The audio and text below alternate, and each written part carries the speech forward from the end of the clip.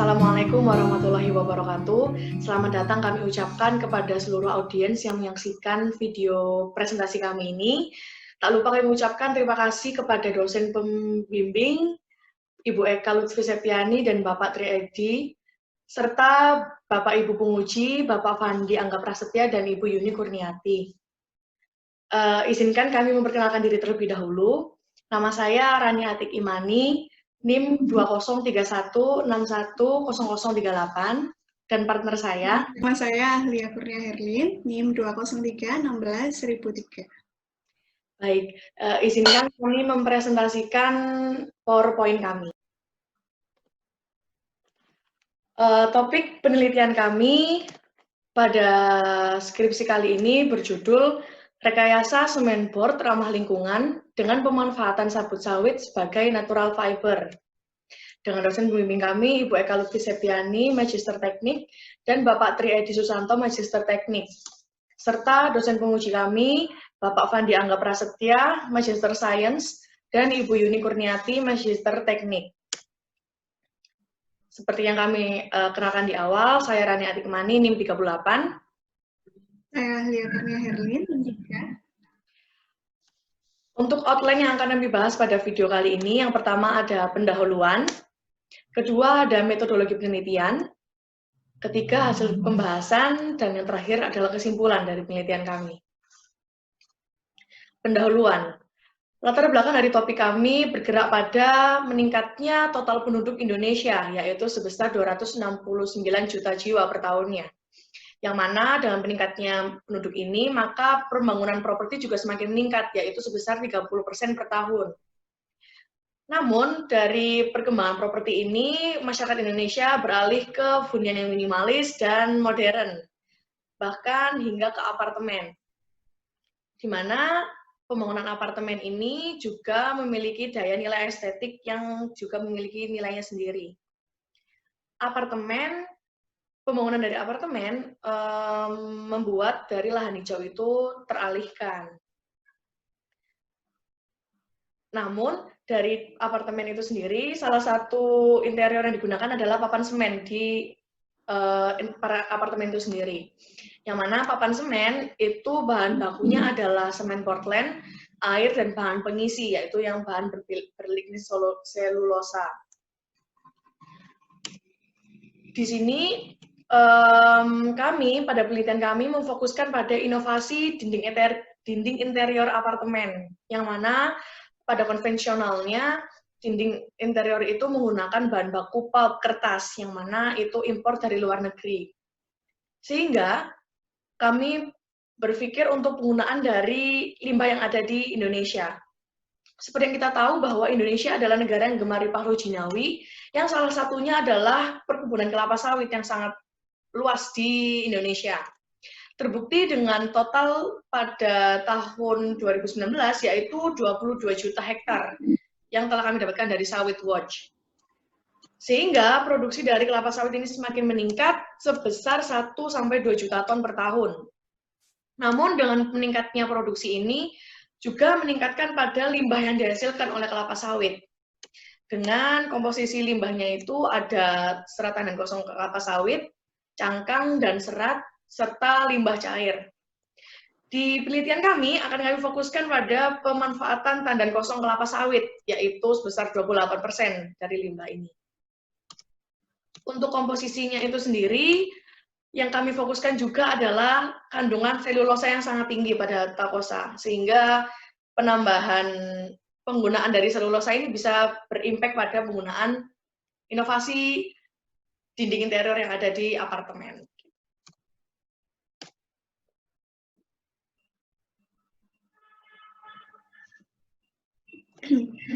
Kemudian kita masuk ke penelitian terdahulu. Menurut Kocova pada tahun 2012, dalam penelitian ini membahas tentang pengaruh pretreatment dan tanpa treatment pada permukaan serat. Kemudian menurut Lutfi Hakim pada tahun 2012, yaitu membahas interaksi antara semen dengan serat menggunakan akselerator yang berpengaruh signifikan terhadap nilai modulus elasticity dengan rasio semen serat yang optimum adalah 60 dibandingkan 40.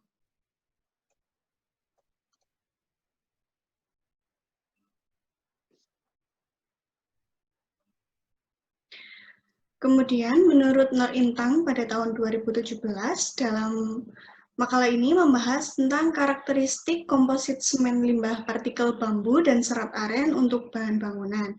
Kemudian menurut A. Tanggalsir dan kawan-kawan pada tahun 2016 dalam penelitiannya mempelajari tentang pengaruh beberapa perlakuan terhadap kompatibilitas tiga bahan lignoselulosa dengan semen.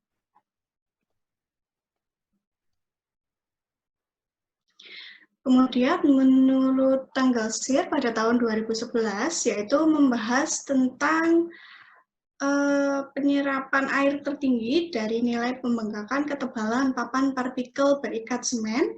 Kemudian menurut M. Jadi dan kawan-kawan pada tahun 2015 yaitu membahas tentang konstruksi yang dapat digunakan untuk serat alami pada semen.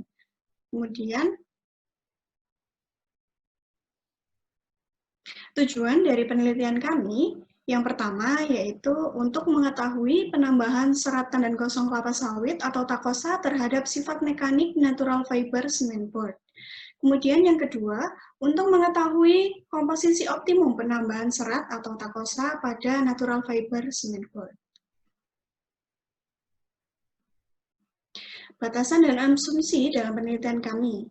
Batasannya, bahan yang digunakan dalam penelitian ini adalah tandan kosong kelapa sawit atau takosa, kemudian komposisi serat yang digunakan adalah 6%, 8%, dan 10% dari berat padatan. Kemudian ukuran serat yang digunakan yaitu 1 cm. Dengan asumsi bahwa pengkondisian bahan tidak mengalami perubahan selama penelitian, bahan selalu tersedia setiap saat selama dibutuhkan atau mudah didapatkan.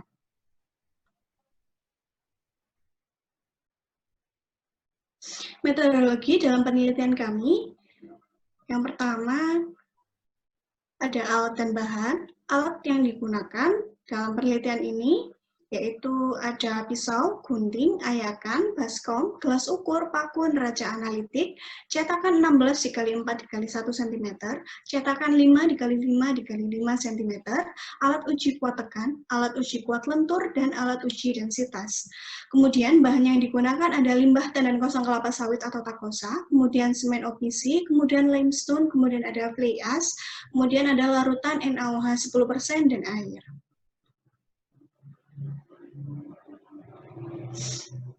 Variabel dalam penelitian kami yang pertama ada variabel bebas, yaitu komposisi serat takosa yang digunakan 6%, 8%, dan 10% dari berat padatan.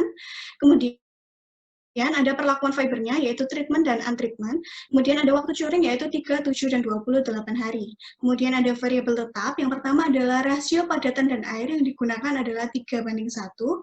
Kemudian kecepatan pengadukan mixing, yaitu 10 rpm. Kemudian ada waktu pengadukan selama 5 menit. Kemudian ada ukuran dimensi cetakan board, yaitu 16 x 4 x 1 cm, dengan panjang fibernya, yaitu 1 cm.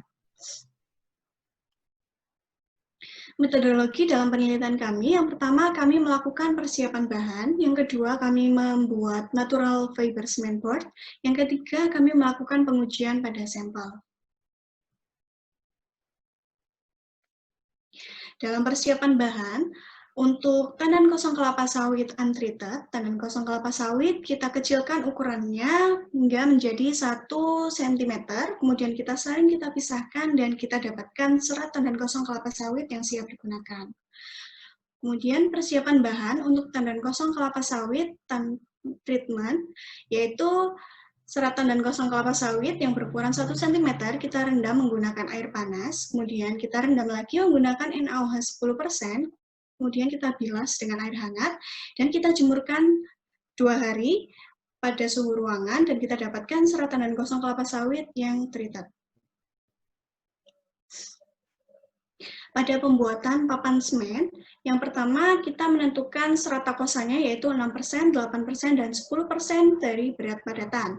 Kita menimbang padatan dan air dengan rasio 3:1, kemudian mengaduk seluruh bahan dengan kecepatan 10 rpm selama 5 menit, kemudian mencetak adonan dalam ukuran panjang, lebar, dan tebalnya yaitu 16 x 4 x 1 cm untuk uji kuat lentur, dan 5 x 5 x 5 cm untuk uji kuat tekan. Kemudian spesimen siap untuk diuji karakterisasi.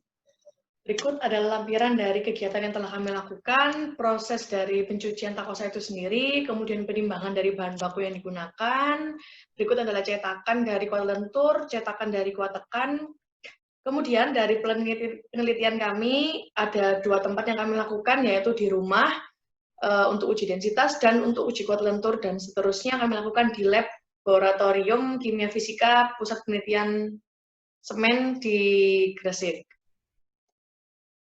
Selanjutnya untuk uji karakterisasi yang kami lakukan ada 3, uji kuat lentur, uji kuat tekan, dan uji densitas. Di mana pada saat running kami juga konsultasi dengan dosen pembimbing dan disarankan untuk menambah 2 uji, yaitu uji daya serap dan uji paku, yang akan kami bahas pada pembahasan selanjutnya.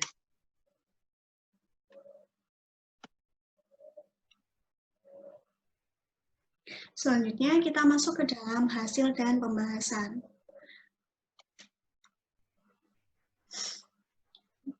Pada hasil running skripsi, kami melakukan prevariabel sebelum dilakukannya running skripsi dengan variasi tanpa limestone dan fly ash, kemudian dengan limestone dan fly ash. Pada adonan tanpa limestone dan fly ash itu nilai kelenturannya masih 0, dengan nilai kuat tekannya yang sudah terbaca. Kemudian kita menambahkan dengan variabel penambahan limestone dan fly ash, maka nilai kelenturannya sudah terbaca.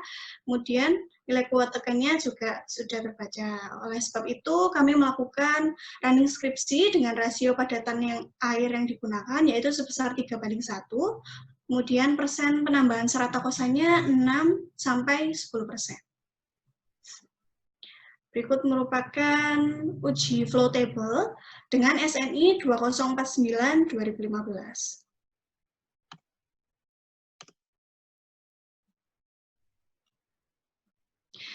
Berikut merupakan hasil running skripsi, yaitu pada uji densitas. Menunjukkan bahwa semakin meningkatnya serat yang ditambahkan, maka densitasnya semakin menurun, yaitu terjadi pada serat untreated maupun yang treated. Dengan nilai densitasnya itu 1,4 sampai 1,7 gram per cm kubik yang sesuai dengan SNI 7705/2011, yaitu nilai densitasnya lebih besar atau sama dengan 1,3 gram per cm kubik.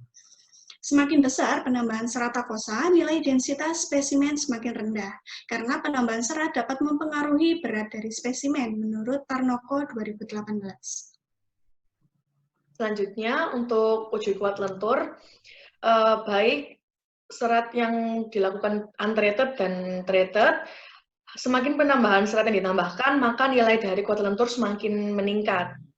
Yang kami dapatkan dari pengujian, uji spesimen kami berkisar antara 11 hingga 28 MPa pada spesimen yang kami dapatkan. Yang mana nilai tersebut sesuai dengan SNI 7705/2011, di mana nilai kuat lentur pada semen bor harus berkisar atau sebesar lebih dari 10,5 MPa. Di mana semakin besar penambahan serat takosa, maka nilai uji kuat lenturnya semakin tinggi. Di sini membuktikan adanya ikatan antara serat dan semen yang dapat meningkatkan kelenturan pada spesimen, serta penambahan dari fly ash dan limestone, menurut Sutikno dari 1997. Selanjutnya untuk uji kuat tekan, di sini semakin penambahan dari serat, maka nilai uji kuat tekannya semakin menurun. Dengan nilai dari uji kuat tekan yang kami dapatkan, yaitu berkisar dari 20 MPa sampai 43 MPa, di mana nilai tersebut sesuai dengan ASTM C1186, yaitu papan komposisi semen haruslah bernilai lebih dari 9,99 MPa. Dengan minimal kuat, dengan juga pembanding dari SNI 157064/2064, bahwa minimal dari nilai kuat tekan itu sebesar 28,43 MPa. Kemudian dapat ditarik garis bahwa semakin besar penambahan serat takosa, nilai uji kuat tekan semakin rendah menurut Khoirul 2014. Selanjutnya, kami juga melakukan uji daya serap, yang mana kami lakukan pada spesimen curing 28 hari, di mana nilai dari rata-rata yang kami dapatkan untuk yang treated sebesar 20,29%, yang untreated yaitu sebesar 17,03%.